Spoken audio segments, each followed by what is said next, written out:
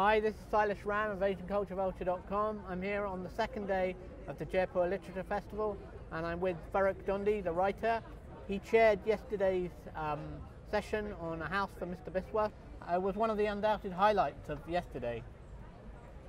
Sure, we enjoyed it today, which was a tribute on the 53rd anniversary of the publication of A House for Mr. Biswas by Sir VS Naipaul. And the speakers were Paul Theroux, who's had his ups and downs with VS Naipaul. He even wrote a book which was fairly critical of Vidya and of Lady Naipaul, Nadira. And of course they made friends now, and literary spats do happen. So I had to ask him not about the spat. They didn't talk about that. Right. They talked about the book, which is what it was supposed to be. I kept them to that. Oh, okay. Yeah. And Hanif Qureshi, who is also a friend of the Naipauls, right, but confessed that he was inspired by the writing of A House for Mr. Biswas, the reading of it, to be a writer himself. Absolutely. So that was kind. And then Amit Chaudhary, who is a literary critic and a writer and a travel writer himself, he also knows the Naipauls, and he was very, very contributory. There's been a lot of talk about Hanif Qureshi's The Last Word, the central character really being based on Sir VS. Well, it is vaguely based, I think, but writers don't say who they base things on, but it's very clearly a country house and a dissident, acerbic, quite controversial character. And so, yes, I recognize some aspects of VS Naipaul in that book. Again, I mentioned it, but that was not what we were there to discuss. We were there to discuss the significance of A House for Mr. Biswas in world literature. And we did that. Okay. And I'd said to him, said to Vidya, right, because as a chairperson one prepares these things, absolutely, I'd said they'd wheel you onto stage at the end, and you will say a few words, read a bit from Biswas, and maybe answer questions. But after our tributes to him, he was so overwhelmed. Yeah, I heard him crying. Tears came out of his eyes, and Nadira had to brush the tears away and said, no, he won't answer any questions now. He's just overwhelmed. You don't really think of him as an emotional man. You don't, but he really is an emotional man. I'm a friend of theirs also, and I go to the house, and he was, you won't believe this, but years ago, say 18 years ago, I brought from Battersea Dogs Home a little stray cat as a present on his birthday. Wow.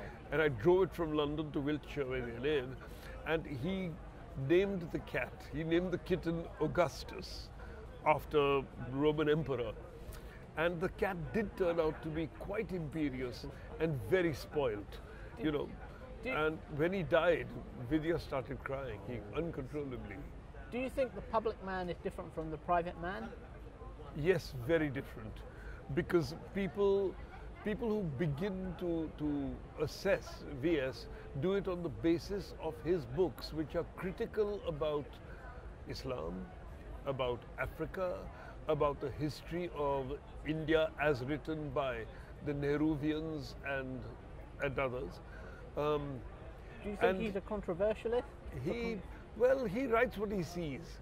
He doesn't think of controversy, but he inevitably causes controversy by telling the truth, because I'll tell you what it is about him. He has no nationalisms. He is being born in Trinidad, an Indian. He came to India for the first time in, I think, 62, and stayed for a year. Went all over the place, went to Kashmir, and it just wasn't the place that his grandfather used to belong to or mythologized. And so he wrote the truth. He wrote An Area of Darkness, in which he says that Indians excrete all over the place, right? And of course, Indians reading that hated it.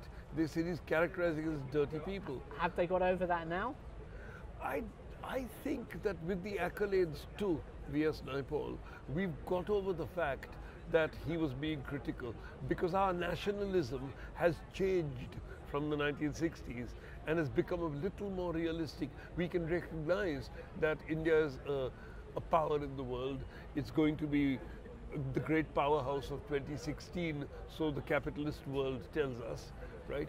We'll overtake China, all this stuff. So Indian nationalism has become a bit more accommodating. How are you finding this year's Jaipur Literature Festival? Well, we've only been through one day. You did a session about Parsi culture. Can you tell us a little bit about that, please? About the Parsiana? Yeah.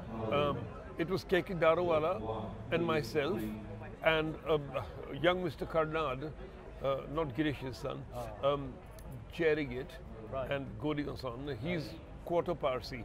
Right. And I said 25% is good enough for us. We want to be inclusive because, you know, we need more recruits. Yeah. But we talked about...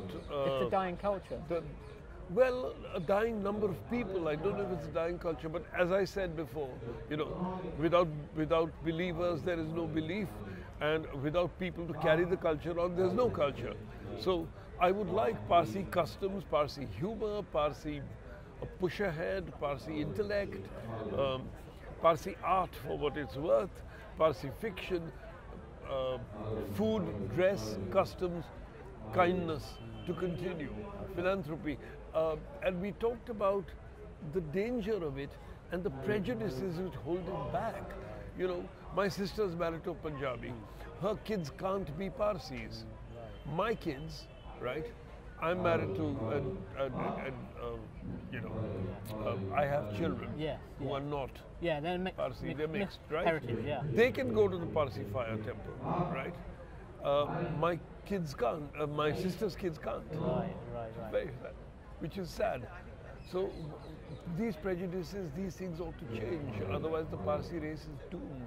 There are only 70,000, 80,000 left in the world, and what will happen? Thank you, Farrukh.